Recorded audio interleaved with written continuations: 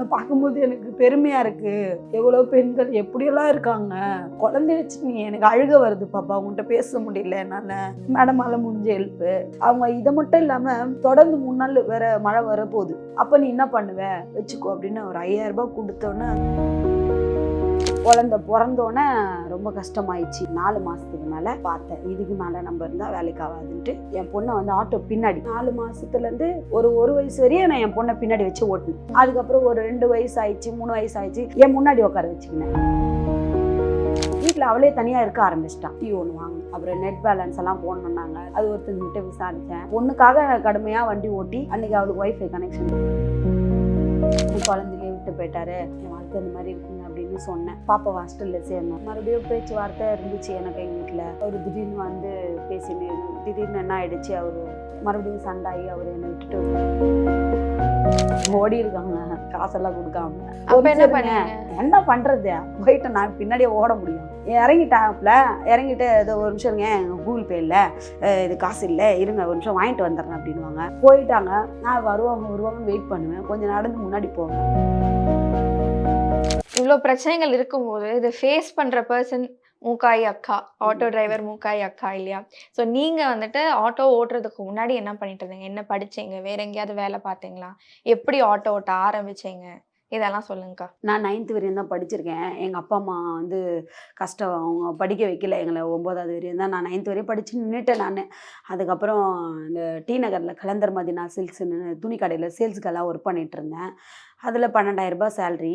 காலையிலேருந்து 9 மணிலேருந்து நைட்டு வரையும் வெல்கம் கேர்ள் நிற்கணும். வெல்கம் கேர்ள்னா வெளியில் நிற்க சொல்லுவாங்க.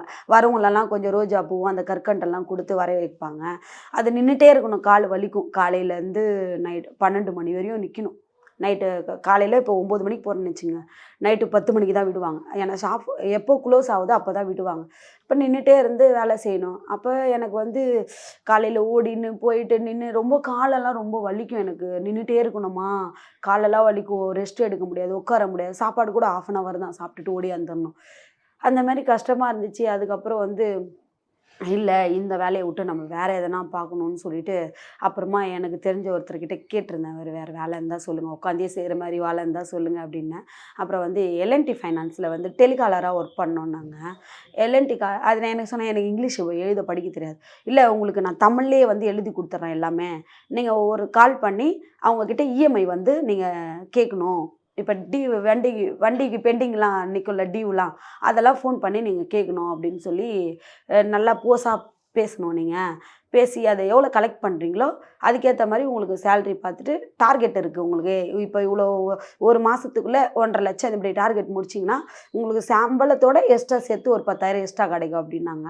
அப்படிங்களா, சரின்னு போனால் அப்புறம் ஒரு மேடம் ஒருத்தவங்க, ஒரு சார் ஒருத்தர் இருந்தாங்க. அப்போ தான் எல்என்டி ஃபைனான்ஸு நம்ம மெரினா பீச் கிட்டே இருந்தது.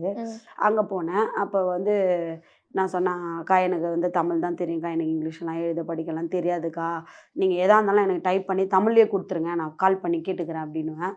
கஸ்டமருடைய நம்பரு, கஸ்டமருடைய நேம் மட்டும் தமிழில் எழுதிப்பாங்க.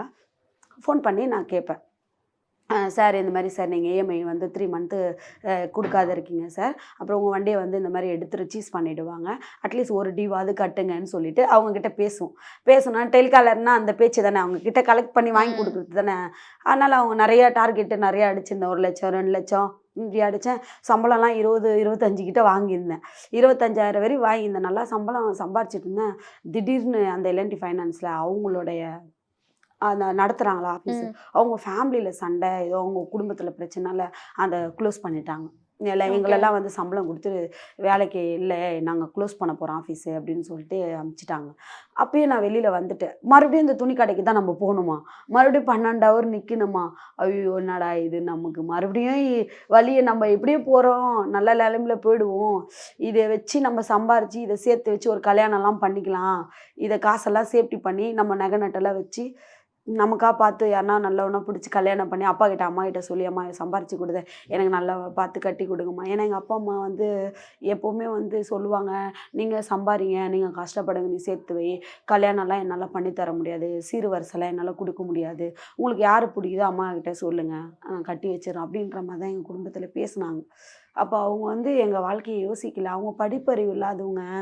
நான் ஊர் நாட்டிலேருந்து விவசாயம் சரியில்லாத இங்கே வந்து மெட்ராஸ்க்கு வந்தோங்க. அந்த அளவுக்கு கல்யாணம் பண்ணி வைக்கிற அளவுக்கு பேசல அவங்க. நீ சேர்த்து வை, பணத்தை கொடு, உனக்கு கல்யாணம் பண்ணி வைக்கிறேன் அப்படின்னு தான் சொன்னாங்க. சரி நாங்கள் சம்பாரித்து அப்பா அம்மா கிட்ட கொடுத்தா நமக்கு ஒரு நல்லது நடக்கும்ன்ட்டு வருமானம், சம்பாதிக்கிற வருமானம் அன்றாட தேவைகளுக்கே சரியாக போயிடும். அதனால் அப்பா அம்மா வசதி இல்லைனால அது 2-3 மாதம் நல்லா போயிட்டு இருந்தது. அப்புறம் இடையில நின்றுச்சு. அப்புறம் இடையில வந்துட்டேன் நான். பின்னாடியே வந்துட்டேன் மறுபடியும் என்னடா பண்ணுறதுன்னு பார்த்தேன். அக்கா ஆட்டோ ஓட்டிகிட்டு இருந்தா. அக்கா ஆட்டோ ஓட்ட சொல்லித்தாக்கா எனக்கு, நான் ஆட்டோ ஓட்டுறேன்க்கா, யார்கிட்டயும் கை கட்டி இப்போ என்னால் வேலை செய்ய முடியலக்கா. நானே ஆட்டோ ஓட்டேன்னா நானே முதலாளி, நானே தொழிலாளியாக இருந்துருவேன். ரெஸ்ட் எடுக்கனா ரெஸ்ட் எடுப்பேன், ஓட்டுனா ஓட்டுவேன் அப்படின்னு சொன்னேன். அக்கா வந்து சொன்னா, உனக்கு கற்றுக் கொடுத்தனா பசங்கள்லாம் இருக்காங்கடி, உனக்கு கற்றுக் கொடுன்னா எப்படியோ 1 வாரம் மேலே ஆகும். அப்புறம் அக்கா சம்பாதிக்க முடியாது போயிடும் அப்படின்னு சொன்னான். நீ வேணா ஒரு சவாரி போகும்போது என் கூட வந்து உட்காந்து பாரு, நான் எப்படி ஓட்டுறேன்னு பாரு. உனக்கு வரும்போது எம்டியாக இருக்கும்போது உனக்கு நான் கொடுக்குறேன். இப்போ கஸ்டமரை ட்ராப் பண்ணிட்டு வரும்போது எம்டியாக தானே வருவோம். அப்போ நான் உனக்கு டச்சு தரேன் அப்படின்னா. சரிக்கான்ட்டு அவள் வண்டியில் ஏறிட்டேன். அவள் வண்டியில் ஏறினோன்னா என்னுடைய என் கவனம் எல்லாமே அவள் ஓட்டுறதுல தான் இருந்தது. எப்படி கீர் போடுறா, எப்படி நியூட்ரலில் கிக்கர் அடிக்கிறா, எப்படி ஸ்டார்ட் பண்ணுறா, இதெல்லாம் என் கண்ணாலேயே பார்த்துட்டே இருந்தேன். ஓட்ட எனக்கு ஓரளவு எனக்கு அந்த ஆட்டோ நான் ஓட்டுவேன்ற நம்பிக்கை எனக்கு வந்துருச்சு. சரி நான் அதனால் அவள் எனக்கு இடையில கொடுக்கவே இல்லை. தரேன்னு சொன்னவ தான் எனக்கு இடையில ஓட்டவே கொடுக்கல அவள். சரி விட்டுட்டு அவள் கற்றுக்கிட்டேன். இதுக்கு மேலே ஏன் அவள் கூட நம்ம சவாரி கூட உட்காந்துட்டு போம், நமக்கு தான் தெரிஞ்சிச்சே நம்ம ஓட்டுவோம் அப்படின்ட்டு நான் ஒரு அண்ணங்கிட்ட போய் கேட்டேன். நான் கொஞ்சம் ஆட்டோ வந்தால் குண்ணா, இது மாதிரி டெய்லியும் கலெக்ஷன் தரேண்ணா அப்படின்னு சொல்லியிருந்தார். சரிம்மா 5000 அட்வான்ஸ் கொடுமா அப்படின்னாரு. 5000 அட்வான்ஸ் ஆனால் ஒரு 3 நாள் டைம் கொடுண்ணா, ஓட்டி கொடுத்துட்றேண்ணா, அது வரைக்கும் கொஞ்சம் இந்த கையில் எதுவும் இல்லைண்ணா அப்படின்னு. சரிம்மா நீ எடுத்துக்கோ ஆட்டோவேன்ட்டு கொடுத்தாரு. எப்போவுமே அந்த ஆட்டோ கொடுக்கும்போது அவங்க வந்து முன்னாடி நின்று பார்ப்பாங்க ஓட்டுறாங்களா இல்லையான்னு. அப்போ தான் ஃபஸ்ட் டைம் நான் ஆட்டோவில் உட்காரும்போது ஐயோ நம்ம ஓட்டிடும், அவன் நல்ல டவுட்டில் பார்க்குறாரு. பொண்ணு சின்ன பொண்ணு அப்போ வந்து அப்படி இருப்பேன். அந்த வயசில் ஓட்டும் போது என்னமோ பாவாடை சட்டியை போட்டு இது போட்டுன்னு ஓட்டுறதுக்கு நிற்கும்போது அவர் பார்க்குறாரு என்ன. ஓட்டுமா அந்த பொண்ணு, வாய் பேசுது, ஓட்டுறேன்னு பார்க்கலான்ட்டு எதிரில் நிற்கிறாங்க. கொஞ்சம் கூட சிலுப்பக்கூடாது, அவங்க முன்னாடி தூக்கிட்டு போயிரு நாட்டாவை. அது மட்டும்தான் எனக்கு கவனத்தில் இருந்தது. இவர் முன்னாடி கிர்ன்னு நம்ம போடக்கூடாது, டர்புருன்னு ஓட்டக்கூடாதுன்ட்டு என்ன பண்ணேன், நானே கிக்கர் அடித்து ஸ்டார்ட் பண்ணேன். அப்படியே ஒரு ஃபஸ்ட்டு கியர் போட்டு அப்படியே ஸ்மூத்தாக போயிட்டு அப்படியே நேராக கொஞ்சம் அப்படியே போயிட்டேன். அந்த எண்டு வரையும் பார்த்தாரு என்னை. ரைட்டில் கட் பண்ணி ஓட்டினேன். அப்புறம் ஓட்டுறேன் நானே. எனக்கே ஆச்சரியம், நான் ஓட்டுறேன்னா நம்ம நல்லா ஓட்டுறோமே. ஓட்ட எனக்கு ஸ்பீடாக ஓட்டின்னு போகிறேன் நான். அப்புறம் ஓட்டி கொஞ்சம் தொலைவில் போனோன்னா ஒரு சவாரி ஒருத்தவங்க கை போடுறாங்க தமிழால். நான் போகிற ரூட்டு தான் கிரீன்ஸ் ரோடு வழியாக. இந்த மாதிரி ஆனந்த் தேட்டருக்கு போனேன் நாங்கள். எனக்கு காசு பேச தெரியாது எவ்வளோன்னு, ஏன்னா அப்போ தானே புதுசாக உட்காந்துருக்கோம்.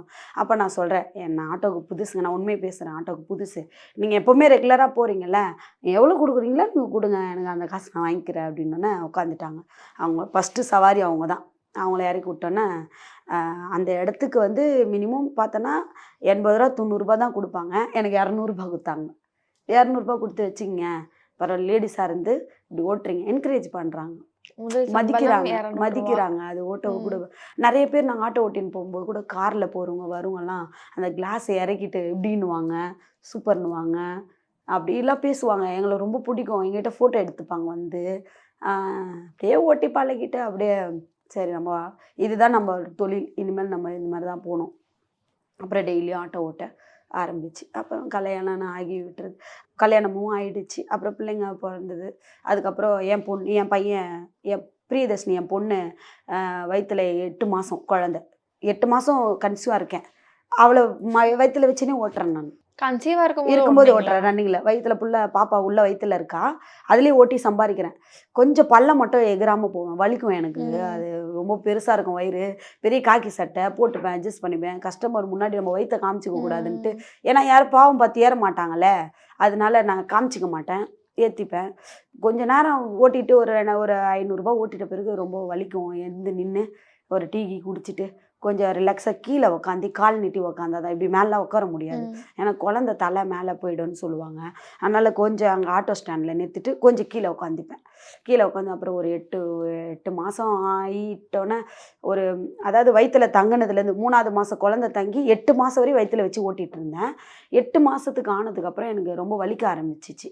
நான் அதுக்கப்புறம் ஓட்ட வேணாம், இன்னும் 2 மாதம் தான் எனக்கு டெலிவரிக்கு ஆகிறதுக்கு, அதனால நான் ஓட்டலன்ட்டு என் வலியை நானே இது பண்ணிவிட்டு வீட்டில் சொன்னேன், அம்மா நான் ஓட்டலம்மா, குழந்தை எனக்கு ரொம்ப வலிக்குது, இடுப்பெல்லாம் வலிக்குதுமா அப்படின்னு. சரிம்மா அப்படின்னோடனே வீட்டிலேயே இருக்க ஆரம்பித்தேன். அம்மா அப்படியே சாப்பாடு கீப்பாடு அவங்க வேலை செய்கிற காசில் அப்படியே கொடுத்துட்டு அப்படியே நான் பார்த்தேன். அப்புறம் என் பொண்ணு டெலிவரி ஆயிடுச்சு. குழந்த பிறந்தோன்னே ரொம்ப கஷ்டமாயிடுச்சு. ஐயோ குழந்தை என் பொண்ணு கையில் இருக்கா. 1 மாதம் ஆயிடுச்சு, 2 மாதம் ஆயிடுச்சு, ஒரு 3 மாதம் ஆயிடுச்சு, ஒரு 4 மாதம் ஆயிடுச்சு. 4 மாதத்துக்கு மேலே பாப்பா கொஞ்சம் அப்படி இதாக இருந்தா, துருதுருன்னு பார்த்தேன். இதுக்கு மேலே நம்ம இருந்தால் வேலைக்கு ஆகாதுன்ட்டு என் பொண்ணை வந்து ஆட்டோ பின்னாடி இருக்கும் பார்த்தீங்களா, அதில் பெட்டு மாதிரி அரேஞ்ச் பண்ணி அதை உள்ளே போட்டேன். என் பொண்ணை உள்ளே அப்படியே படுக்க வச்சுட்டேன். அதில் படுக்க வச்சு அவளுக்கு பால் டப்பா என்ன தேவை, நான் பால் கொடுக்கறதுக்கு அவளுக்கு டிஷ்யூ பேப்பரு, அந்த பேம்பர்ஸு எல்லாமே பின்னாடி வச்சுருவேன். என் குழந்தையும் பின்னாடி படுக்க வச்சுட்டு நான் ஓட்டிடுவேன்.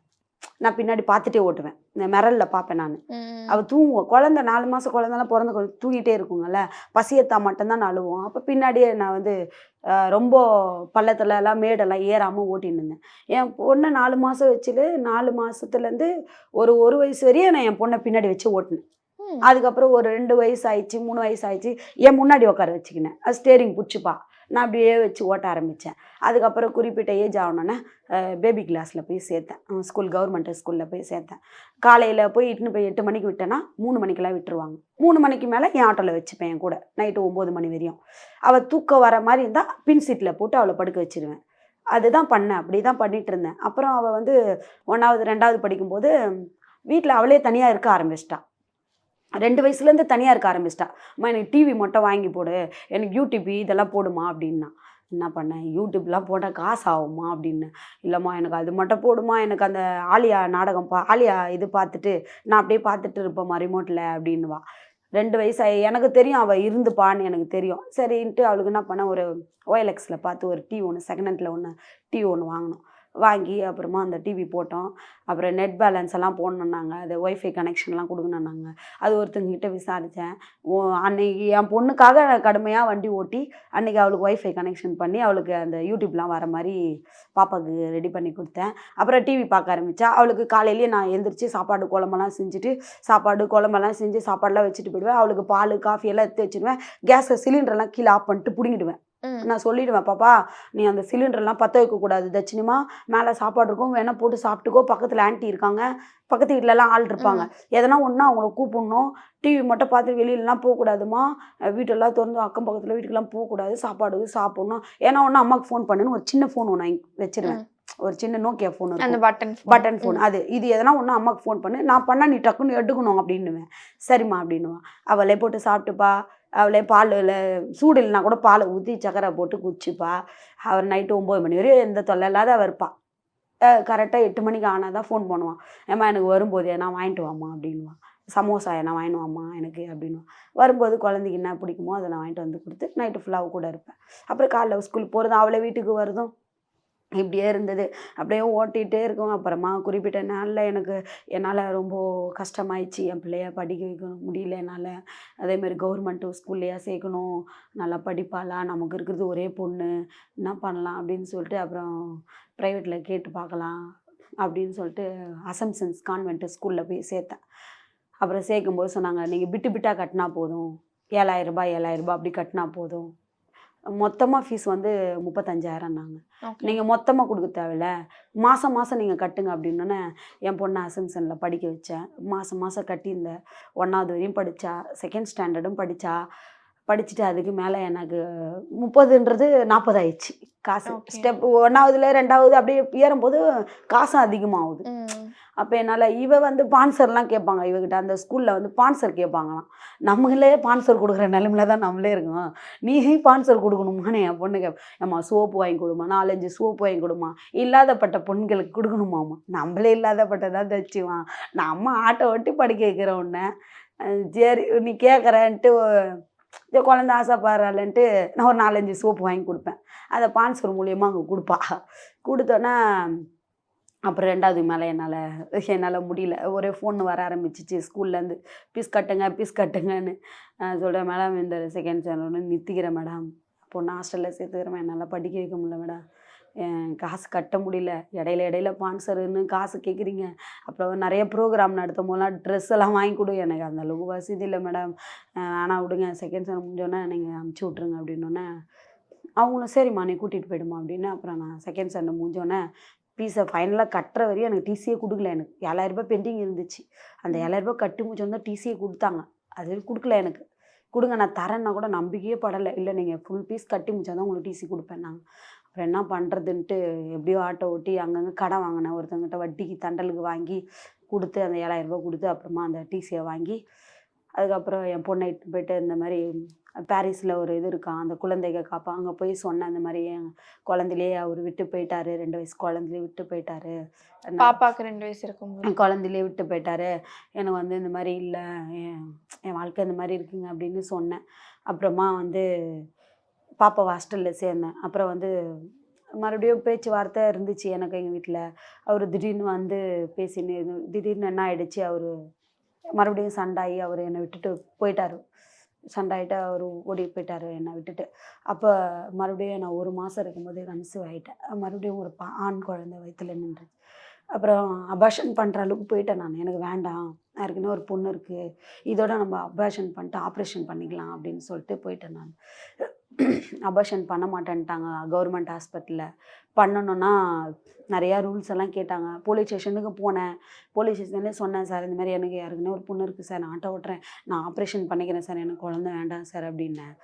ஏம்மா இருக்கு, வயிற்றுல தங்கிருச்சுமா குழந்தை, அதை நீ என்ன பண்ண போகிற, அபார்ஷன் பண்ணாத ஒரு ஜீவனை சாவடிக்கிற மாதிரி இல்லையா, பெற்றுக்கிடுமா, பெற்றுட்டு ஆப்ரேஷன் ஒரேடியாக பண்ணிக்கோ, ஒருவேளை அது ஆண் குழந்தையாக இருந்தால் நீ படுற கஷ்டத்துக்கெல்லாம் உனக்கு வந்து கூட மாட இருப்பான்ல அப்படின்னு சொல்லவோ எனக்கு இது தோணலை. கலைக்கிற அளவுக்கு நானும் போனேன், கலைக்கவும் முடியல. அப்புறமா சரி வயிற்றுல வச்சுக்கிட்டு மறுபடியும் அதே மாதிரி தான் வயிற்றுல வச்சுக்கிட்டு ஆட்டோ ஓட்டுறேன் நான். மறுபடியும் வயிற்றுல இந்த பையனையும் அப்படி தான் 8 மாதம் வரையும் வயிற்றுல வச்சுட்டு இருந்தேன்.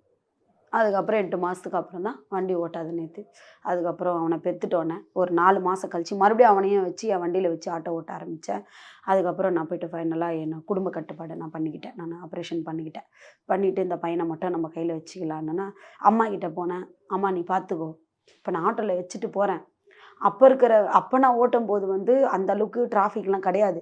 இப்போ ரொம்ப டிராஃபிக்காக இருக்குது. நான் போகிறேன் ஆட்டோ ஓட்டுறேன், எனக்கு ஏதாவது ஆனால் கூட பரவாயில்லம்மா, ஏதாவது ஒரு பிரேக்கில் குழந்தைக்கு என்ன ஒன்று ஆயிடுச்சுன்னா யாருக்குன்னே அவன் பிறக்கும் போதே மூச்சு அவனுக்கு சரியாக விடலை. அவனை நிறையா அந்த வயிற்றெல்லாம் தட்டி தான் மூச்சு வர வச்சாங்க. ஸோ ஏன்னா நான் பிடிச்சி இடிச்சு எதனா ஒன்று ஆயிடுச்சுன்னா நான் எதனா ஒன்று பள்ளங்கள்லாம் வேணாம்மா, நீங்கள் பார்த்துக்கம்மா, நான் உனக்கு டெய்லியும் ஒரு 100 200 சாப்பாட்டு கொடுத்துட்றேம்மா அப்படின்னேன். அப்புறம் எங்கள் அம்மா என்ன பண்ணிச்சு, நான் பார்த்துக்கிறேம்மா, அவனுக்கு தேவையானதை மட்டும் கொடுத்துருமான்னு. அவனுக்கு அப்போ இடையில வந்து பால் மட்டும் கொடுக்கவாம்மா. அம்மா ஸ்டாண்டுக்கும் அம்மா வீட்டுக்கும் பக்கம். அதனால் இடையில அம்மா தூக்கிட்டு வருவாங்க. அவங்க கொஞ்சம் அழுதுட்டானா ஸ்டாண்டுக்கு வருவாங்க, நான் உட்காந்துருப்பேன். நான் எங்கன்னா ஒதுக்கு போகிறோமா போய்ட்டு பால் ஃபுல்லாக வயிறு ஃபுல்லாக அவனுக்கு கொடுத்துட்டு அம்மாகிட்ட கொடுத்துருவேன். அம்மா ஒரு இட்லி ஊட்டுமா அப்படின்னு சொல்லுவேன். நான் இங்கே இருக்கும்போதெல்லாம் நான் ஃபோன் பண்ணுறேன் எங்கள் அம்மாவுக்கு, அம்மா நான் வந்துட்டேன் வாம்மா, தம்பி இட்டுனு அம்மா பால் கொடுக்குறேன். இடையில பால் கொடுத்துட்டு அம்மா தூக்கிட்டு போயிடுவாங்க. நானும் அப்படியே சவாரி கஸ்டமரை பார்த்துன்னு அப்படியே ஓட்டிட்டு அப்படியே லைஃப் போயிட்டுருக்கு. இந்த பீரியட்ஸ் டைம் அப்போல்லாம் எப்படி ரொம்ப கஷ்டங்க எனக்கு. அந்த பீரியட்ஸ் டைம்லாம் ஐயோ, ஒரு பாத்ரூமே இருக்காது அங்கே. எவ்வளோ ரூமுங்க இருக்கும், எவ்வளோ வீடுங்க இருக்கான். ஒருத்தவங்க கூட ரெஸ்ட் ரூம் போனால் கூட உள்ளே கூட கொஞ்சம் ஒரு ட்ரெஸ் சேஞ்ச் பண்ணிக்கணுங்க, ஒரு ரெஸ்ட் ரூம் வருதுங்கன்னா கூட ஓனர் திட்டுவாங்க. யாருமே வந்து பெண்களுக்கு வந்து பேசுகிறாங்க தவிர யாருமே எதுவுமே நடத்தையில் கிடையாது. எல்லாம் பேசுகிறாங்க வார்த்தைக்கு பெண்கள் பாவம், பெண்கள் கஷ்டப்படுறா, அவங்களுக்கு இது பீரியட்ஸ்னால் நம்ம வாய் வார்த்தையில் மட்டும்தாங்க இதை பேசுகிறாங்க. நடைமுறையில் எந்த பெண்களுக்கு இதில் வந்து எந்த ஒரு பாவம் கரிசனையுமே பார்க்க மாட்டேன்றாங்க. அப்போ என்ன பண்ணுவோம், நான் உடனே என்ன பண்ணுவேன், அந்த நேரத்தில் வீட்டுக்கு ஓடுவேன். இங்கேருந்து அத்தனை கிலோமீட்டர் 8 கிலோமீட்டர் சூளமேட்டுக்கு ஓடிடுவேன். வந்து அங்கே ரெடியாகி ட்ரெஸ் பண்ணி ரெடி பண்ணி இது பண்ணேன். இந்த பேடெல்லாம் வாங்கி வச்சுட்டு ரொம்ப கஷ்டமாக இருந்தது. அப்புறம் நமக்கு இது ரொம்ப கஷ்டமாக இருக்குது பீரியட்ஸ் டைமில், ரொம்ப வருத்தப்படுவேன். அப்புறம் இந்த செல்லில் பார்த்தேன், அந்த ஒரு கப்பு மாதிரி மென்ஷல் கப்புன்னு வந்தது. அது வந்து நிறைய டாக்டருங்கெல்லாம் யூஸ் பண்ணுறாங்களாம். அது வந்து ரொம்ப 8 மணி நேரம் இருக்குமா. இடையில இந்த பேடு வாங்குற செலவெல்லாம் இருக்காதான். ஸோ அது 8 மணி நேரம் தாங்க. ஒரு 300 அது ரூ. 300 அது மாதிரி தான் ரூ. 350 வரும்னாங்க. நான் என் செல்லில் மீஷோவில் பார்த்து ஆர்டர் பண்ணேன். வந்துச்சு ஒன்று. அப்புறம் அதை யூஸ் பண்ண ஆரம்பித்தேன். அப்புறம் எனக்கு இருந்ததோட மென்சர் கப் ரொம்ப எனக்கு இதாக இருந்துச்சு. 8 மணி நேரம் தானே, 8 மணி நேரத்துக்கு எங்கன்னா பீச்சு சவாரி வரும்ல, பீச்சு சவாரி கோயில் சவாரிலாம் வரல, அங்கெல்லாம் ரெஸ்ட் ரூம் இருக்குல்ல, அங்கே போயிட்டு வாஷ் பண்ணி மறுபடியும் இது பண்ணிப்போம். இப்போ எனக்கு அதற்கும் இப்போ அது எனக்கு இந்த பீரியட்ஸ்ன்றதே தெரிய மாட்டேங்குது. எனக்கு நல்லா இருக்கு இப்போ அந்த பிரச்சனை இல்லை அந்த விஷயத்த. இப்போ உங்களுக்கு இந்த சேஃப்டிக்கு என்னக்கா ஃபாலோ பண்ணுறீங்க? இப்போ வந்துட்டு என்னதான் வந்துட்டு வர கஸ்டமர்ஸ் நிறைய பேர் வந்துட்டு ரொம்ப நல்லவங்களா இருந்தாலும் எல்லாருமே நல்லவங்களா இருப்பாங்கன்னு நம்ம சொல்ல முடியாது இல்லையா? ஸோ உங்களை பார்த்துக்கிறதுக்காக, உங்களை பாதுகாப்பாக வச்சுக்கிறதுக்காக நீங்கள் என்னென்ன ஃபாலோ பண்ணுறீங்க? முதல்ல நம்ம வந்து ஒரு ஃபேமிலியாக ஏறினாங்கன்னா அவங்ககிட்ட பேசலாம். அவங்ககிட்ட பேசினா நம்மகிட்ட பேசுவாங்க, ஜாலியாக பேசுவாங்க. ஒரு ஃபேமிலியாக வரும்போது எந்த ஒரு இதுவும் நடக்காது. ஜென்ஸுங்க மட்டும் வரும்போது நம்மளுடைய கதைங்க கேட்கும்போது நம்மள பர்சனல் விஷயம்லாம் கேட்பாங்க. நீங்கள் எத்தனை வருஷம் அண்ணா நீங்கள் எதுவும் பேசாதீங்கண்ணா, உங்களை எங்கே ட்ராப் பண்ணணுமோ அங்கே விட்டுறேன், என் கதை கேட்டு நீங்கள் என்ன பண்ண போகிறீங்க, என் கதைலாம் பேசாதீங்கண்ணா சொல்லிவிடுவோம். இது எனக்கு தேவையில்லாததுண்ணா, அதெல்லாம் கேட்காதீங்கண்ணா, உங்களை எங்கே ட்ராப் பண்ணுன்னு சொல்லி விட்டுருங்க, வேணாம் இந்த மாதிரி விஷயம்லாம் பேசாதீங்க, ஆட்டோ ஓட்டுறோம், கஷ்டப்படுறோம், ஆட்டோ ஓட்டுறோம் அப்படின்னு ரொம்ப பேச்சு வச்சுக்கூடாது. ஜென்ஸியர்னா அவங்ககிட்ட ரொம்ப பேச்சு வச்சுக்கிட்டா தான் நம்மளுடைய எல்லா கதைகளும் கேட்பாங்க. நான் ஹெல்ப் பண்ணுறேன், உதவி பண்ணுறேன், உன் நம்பர் கொடுங்க, இதெல்லாம் நமக்கு தேவையில்லை. அவங்ககிட்ட நம்ம பேச தேவையில்லை. வராங்களா, அவங்க எங்கே போகணும் அங்கே மட்டும் ட்ராப் பண்ணி விட்டுருவேன், அவ்வளோதான். அவங்ககிட்ட ரொம்ப பேச்சு வச்சுக்கிட்டா தான் நமக்கு நிறைய பிரச்சனைகள் வரும். நான் பேச்சே வச்சுக்க மாட்டேனே, பிரச்சனை அப்போ எனக்கு வராதில்ல, அதனால் அவங்கள விட்டுருவேன், அவ்வளோதான். அதனால எந்த இதெல்லாம் வராது. நான் ஆளுங்களை பார்த்து தான் ஏறுவேன். ரன்னிங்கில் போகும்போது குடிகாரங்கள்லாம் இருந்தாங்கன்னா எத்தவே மாட்டேன். ஒரு குடிச்சிட்டுலாம் போதையிலலாம் இருந்தாங்கன்னா எனக்கு தெரியும், அவங்க ஆட்டோ நிறுத்தவே மாட்டேன், நான் போயிடுவேன். நான் அதேமாதிரி வயசானவங்கலாம் நடந்து போனாங்கன்னா, ரொம்ப முடியாதவங்கலாம் போனாங்கன்னா, அந்த ரூட்டு தானே போகிறோன்ட்டு சும்மாவே உட்கார வச்சு இறக்கி விட்டுருவேன். காசு கேட்க மாட்டேன், சும்மாவே இறக்கி விட்டுருவேன். மற்றபடி எங்களுக்கு எல்லா லைனில் நாங்கள் சவாரி பார்க்க மாட்டோம். தமிழ் ஆளுங்க எதனா இப்போ ஒரு கஸ்டமர் வந்து எல்லாம் அப்போலோ கஸ்டமரா, எல்லாம் ஹிந்திக்காரங்க, பெங்காலி, இவங்க தான். இவங்களை இட்டுன்னு போய் விடும்போது வர வழியில் சப்போஸ் கிரீம்ஸ் ரோடு வழியாக ஏதாவது சவாரி வந்தால் ஏற்றும். அது ஆளை பார்த்து ஏற்றும். லேடிஸா, ஒரு ஃபேமிலியா, ஒரு ஆளை 2 ஆளை ஆம்பளைங்க ஏறினாங்கன்னா அவங்ககிட்ட பேச்சு கொடுக்க மாட்டோம் நாங்கள். ஆனால் எங்கன்னா இறங்கணும், இங்கே இறக்கி விடணுமாண்ணா, சரி அண்ணா இவ்வளோ ஆகணுண்ணா அப்படின்னு, அவ்வளோதான். அவங்ககிட்ட நாங்கள் பேசவே மாட்டோம். அவங்கள இறக்கி விட்டு அவங்க காசு கொடுத்து போயிட்டே இருப்பாங்க. ஓகே. இப்போ ஃபர்ஸ்ட் ஆட்டோ ஓட்ட ஸ்டார்ட் பண்ணும்போதெல்லாம் வந்துட்டு ஒரு இடத்துலேருந்து இன்னொரு இடத்துக்கு போகணும்னா எவ்வளோ அதுக்கான ரேட்டுன்னு நம்மளுக்கு தெரியாது இல்லையா? அதை எப்படி கற்றுக்கிட்டீங்க நீங்கள்? அதுக்கப்புறம் தான் எனக்கு தெரியுது, அது பெட்ரோல் கேஸ் எல்லாம் போட்டு வண்டியெல்லாம் மெயின்டெனன்ஸ்லாம் பண்ணுறோம்ல. இப்போ கேஸ் ஆயில் போடுறோம். இப்போ ஒரு வண்டி வச்சுக்கணும்னா சும்மா மட்டும் ஓட்ட முடியாது. அதுக்கு கேஸ் ஆயில் போடணும், அதுக்கு இது கேஸ் போடணும். அது எதனா ஒரு சின்ன ப்ராப்ளம்னா மெக்கானிக் ஷெட்டில் எடுத்துன்னு போனால் எவ்வளோ செலவு. ஒரு சின்ன நெட்டு போல்ட்டுனாலும் 250 ரூபா 100 ரூபா கேட்பாங்க. ஆட்டோவில் கை வச்சாலே 1000 500 தான் கேட்பாங்க. அதனால் அதெல்லாம் தெரிஞ்சுக்கிட்டேன். அப்போ நம்ம வந்து இதுக்கு இவ்வளோ தான் கேட்கணும் அப்படின்னு எனக்கு தெரியும். 1 கிலோமீட்டருன்னா ஒரு 30 ரூபா 40 ரூபா கேட்பேன். 1 கிலோமீட்டர்னா 40 ரூபா கொடுங்க 30 ரூபா கொடுங்கன்னு கேட்பேன். ஒரு 5 கிலோமீட்டர்னா ரிட்டன் வரதையும் பார்க்கணும்ல, நம்ம எம்டியாக வரணும்ல அவங்கள ட்ராப் பண்ணிட்டு.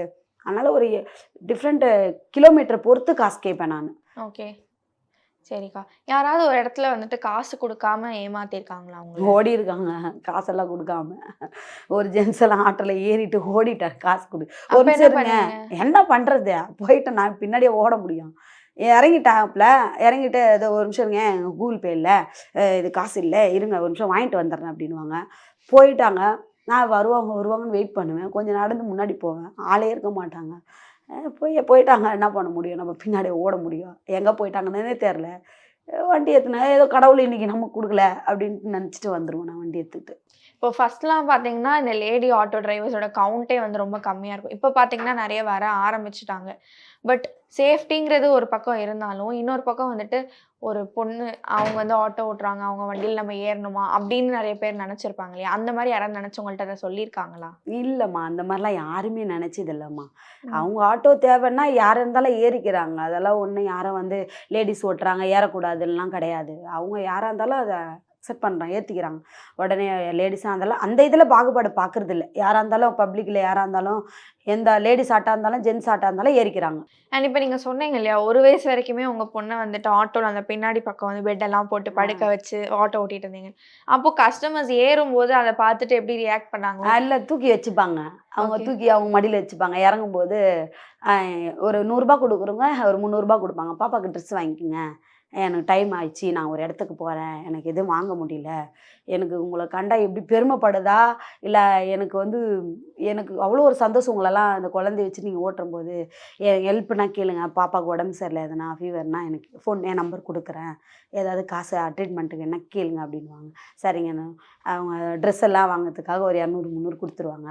ஏன்னா அவங்க ஹோட்டல்லலாம் சாப்பிட போனாங்கன்னா எனக்கும் ஒரு சாப்பாடு வாங்கிட்டு வந்து கொடுப்பாங்க, நாங்கள் சாப்பிடுங்க அப்படின்னு. பாப்பாவுக்கு என்ன வேணுமா அப்படின்வாங்க. இல்லைங்க வேண்டாங்க அப்படின்வேன். இல்லை இல்லை வேணும்னா சொல்லுங்கள், இப்போ ஒரு 2 ட்ரெஸ்ஸு தரேன், எமர்ஜென்சி போட்டுங்க, இல்லைன்னா எனக்கு கேளுங்க அப்படின்வாங்க. இல்லைங்க பரவாயில்ல இருக்குது, நான் ஆட்டோ ஓட்டுறேன், நான் டெய்லி அவளுக்கு நிறைய ட்ரெஸ் இருக்குது அப்படின்வேன். அவங்க எதனா காசு கொடுப்பாங்க, இதை வச்சுக்கிங்க எதனா தேவைப்பட்ட அதெல்லாம் பாப்பாக்கெல்லாம் ஹெல்ப் பண்ணுவாங்க, கொடுப்பாங்க. ஒரு 10 ரூபா ஒரு 50 ரூபா சவாரி கொடுக்குறவங்க ஒரு 200 கொடுப்பாங்க, 150 கொடுப்பாங்க, அந்த மாதிரி கொடுப்பாங்க.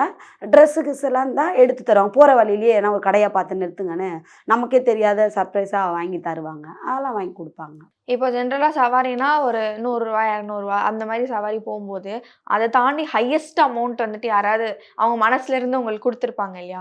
அது வந்துட்டு எதுக்காக, எப்போ, எப்படி குடுத்தாங்க? எனக்கு ஒரு மேடம் மறக்கவே முடியாது. பிஎஸ்என்எல் ஆஃபீஸில் வேலை பார்க்குறாங்க. சரியான மழை. அப்போ யாரும் ஏற்றல. சரியான மழை, நிறைய எங்கே பார்த்தாலும் தண்ணி முட்டி அளவுக்கு தண்ணீர் இருந்துச்சு. அப்போ பார்த்து எனக்கு ரொம்ப கஷ்டம். எனக்கு பையனுக்கு எனக்கு பால் வர வரல குழந்தைக்கு. நான் சாப்பிட்டா தானே குழந்தைக்கு பால் வரும். நான் சரியாக சாப்பிடலை. அப்புறம் குழந்தைக்கு பால் இல்லை. பால் டின்னு லாக்டோஜன் பால் பவுட்ரு இடையில கொடுப்பேன். அது பால் பவுட்ரு தீர்ந்து போச்சு. கையில் ரூ. 1 இல்லை. வண்டி மட்டும் நானே, என் வண்டி மட்டும்தான் இருக்கும். அப்போ நான் அந்த வழியாக இருக்கும்போது பிஎஸ்என்எல்ல ஒரு அம்மா கை போட்டாங்க மழையில். சரியான மழையில், அம்மா நீங்கள் சரியான மழையாக இருக்குமா, எங்கம்மா போகணுன்னு. நுங்கம்பாக்கத்துக்கு போனான்னாங்க. அம்மா நுங்கம்பாக்கத்துக்கு சரியான தண்ணி நிற்கிதும்மா, ஐயோ என்னை தயவு செஞ்சு இட்டுன்னு போய் எங்கே விட்டுருங்க, நான் ஏன்டா ஆஃபீஸ்க்கு வந்துட்டுருக்கு, என்னை ப்ளீஸ்மா, எனக்கு காசு கூட எனக்கு பிரச்சனை இல்லை, என்னை விட்டுருமா அப்படின்னானே. சரி ஏறுங்கக்கா உட்காருங்கக்கான்ட்டு பரவாயில்ல அவங்கள உட்கார வச்சு நான் என் கதையெல்லாம் கேட்டாங்க, என்னை பற்றி எல்லாம் கேட்டாங்க, என் விஷயம்லாம் சொல்லிகிட்டே போனேன். அப்போ அவங்க வீட்டுக்கிட்ட முனையில் போகும்போது நான் என் விஷயம்லாம் சொல்லும்போது, இந்த மாதிரிக்கா வண்டியை ஓட மாட்டேங்குதுக்கா, கஷ்டமாக இருக்குக்கா, குழந்தை கூட பால் வாங்க கூட எனக்கு கூட சரியா இதெல்லாம் நான் ஓப்பனாக பேச ஆரம்பிச்சிட்டேன். என்னுடைய கஷ்டத்தெல்லாம் நான் ஓப்பனாக பேச ஏன்னா அந்த நிலைமையில் எனக்கு பேசுறதுக்கு கடவுளாக கொடுத்த ஒரு வரன்னு நினச்சிக்கிட்டேன். அவங்க என்னை கேட்டது, அவங்க வரலாம், அவங்க சொல்கிற இடத்துல இறங்கிக்கலாம். என்னை பற்றி எதுக்கு கேட்குறாங்கல்ல அவங்க. அப்போ என் விஷயத்தை நான் மறைக்காத, எனக்கு கூச்ச நாச்சம் இல்லாத சொல்கிறேன், நான் இந்த மாதிரிக்கா இப்படிக்கா நான் இப்படி தான் இருக்கேன், இப்படி தான் கஷ்டப்படுறேன், இப்படி தான் இருக்கேன்னும் போது அவங்க என்ன பண்ணாங்க, அவங்க வீடு வரையும் போகும்போது ஒரு நீலகிரி சூப்பர் மார்க்கெட்டில் நின்னாங்க. பாப்பாவுக்கு லாக்டோஜன் பால் பவுட்ரு, ஒரு பெரிய பால் பவுட்ரு ஒன்று வாங்கி கொடுத்தாங்க. வாங்கி ஒரு கவரில் வச்சுக்கிட்டாங்க. அது அவங்களுக்கு தான் வாங்கியிருக்கோம், எனக்கு வாங்கினாங்கன்னு தெரியல எனக்கு. அப்போ அவங்க பேக்லேயே வச்சுக்கிட்டாங்க. அப்போ போய் இறங்கும்போது அந்த லாக்டோஜன் பால் பவுட்ரு கொடுத்துட்டு ரூ. 5000 காசு கொடுத்தாங்க. ரூ. 5000 கொடுத்தாங்க. ஓகே. ரூ. 5000 எடுத்து இந்தம்மா அப்படின்னாங்க. அக்கா ரூ. 5000 கொடுத்து நிறைய காசுக்கா, இது அவ்வளோலாம் கிடையாது எனக்கு. எனக்குன்னா நான் எப்போவுமே நுங்கம்பாக்கத்துக்கு ரூ. 100 கேட்பேன். இப்போ மழையாக இருக்குது, ஒரு ரூ. 250 கொடுங்க, ஏன்னா என் வண்டி ஃபுல்லாக இது, இப்போ நான் மறுபடியும் என் வண்டியை எப்போனா ரெடி தான் பண்ணணும் நான். ரூ. 250 போதுங்கான்னு. அதெல்லாம் இல்லைம்மா, வச்சுக்கோ, ஏன்னா செலவுக்கு வச்சுக்கோ, இப்போ மழையில் இருக்குல்ல, அரிசி வாங்கிக்கோ, ஒரு 5 கிலோ 10 கிலோ அரிசி வாங்கி வச்சுக்கோ, வீட்டில் எண்ணெய் பருப்பெல்லாம் வாங்கி வச்சுக்கோ அப்படின்னு. அக்கா ரொம்ப நன்றிக்கா, ரொம்ப தேங்க்ஸ்க்கா, உங்களை வாழ்க்கையில் மறக்கவே மாட்டாங்க, நீங்கள் ரொம்ப நல்லா இருப்பீங்கக்கா, நீங்கள் இந்த அளவுக்கு இந்த கஷ்டத்துலேயே எனக்கு ஹெல்ப் பண்ணி உங்களை வாழ்க்கையிலே லைஃப்பில் எப்போவுமே உங்களை மறக்கும். அழுதாங்க. அவங்க என் கண்ணை தொடச்சாங்க. அழுவாத பாப்பா, நீ நல்லா இருப்ப, நீ இந்த அளவுக்கு நீ கஷ்டப்படுறனா கடவுள் உனக்கு எந்த ரூபத்துலையாவது நீ நல்லா இருப்பேன்னு எனக்கு அவங்க உன்னை பார்க்கும்போது எனக்கு பெருமையாக இருக்குது.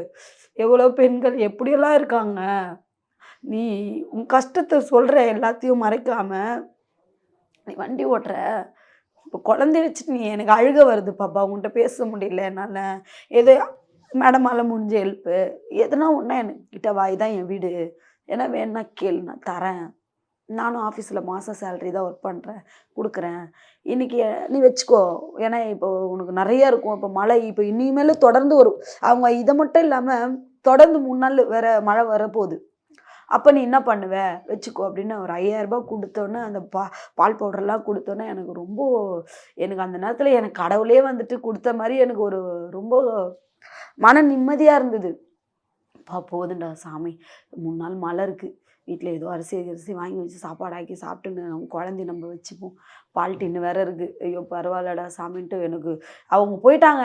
ரொம்ப அவங்க என்னை அழுதுட்டு என்னை வந்து கண்ணெல்லாம் தொடச்சிட்டு போ பாப்பான்ட்டு போயிட்டாங்க. போய் எனக்கு அந்த இடத்த விட்டு போகிறதுக்கே ரொம்ப இதாக சந்தோஷம், என்னை மீறி ரொம்ப சந்தோஷம். ஐயோ இன்னைக்கு நான் 5000 ரூபாய் வாங்கணும்னு எனக்கு இன்னைக்கு உறுதி இருந்ததா, நான் 10 நாள் 15ன்னு ஓட்டினா தான் இந்த காசு என் கையில் இருக்கும். ஒரே இப்போ தான் வந்தோம் நம்ம கொடுத்துட்டாங்கல்ல அப்படின்ட்டு எனக்கு ரொம்ப மன சந்தோஷமாக இருந்தது. அப்புறம் என் பையனை போய் உடனே அன்னைக்கு நான் ஆட்டோ ஓட்டல, என் குழந்தைய தூக்கிட்டு வீட்டுக்கே போயிட்டேன். வீட்டுக்கு போயிட்டு காசு இருக்குது, போயிட்டு 1 கிலோ அரிசி வாங்கி சாப்பாடு ஆக்கி குழம்பெல்லாம் செஞ்சு அப்புறம் என் பையனுக்கு கொஞ்சம் பால் கொடுத்து நானும் நல்லா அந்த 5000 ரூபாயில் எனக்கு தாய்ப்பால் வரலையேன்னு சொல்லிட்டு இந்த சுவரொட்டி சாப்பிட்டா தாய்ப்பால் நல்லா சுரக்கும்னாங்க. அது போயிட்டு ஒரு 2 இது வாங்கிட்டு வந்து செஞ்சு சாப்பிட்டு என் பாலையும் கொடுத்தா இந்த பாலையும் கொடுத்தேன். அப்புறம் ஒரு 2 நாள் வீட்டில் அந்த காசு வச்சுன்னு என் பிள்ளைய நல்லா பார்த்துட்டு அப்புறம் 3ஆவது நாள் ஆட்டோக்கு போயிட்டேன். ரொம்ப நன்றிக்கா. உங்க கதை சரி. கேட்கும்போது எனக்கு எப்படி இருந்துச்சுன்னா, ஒரு பொண்ணு 2 குழந்தைங்கள வச்சுக்கிட்டு இவ்ளோ தூரம் ஆட்டோ ஓட்டி வந்திருக்காங்க அப்படின்னா, ரொம்ப பெரிய விஷயம்க்கா. ம். வேற லெவல் நீங்க. சரி. தேங்க்ஸ்க்கா.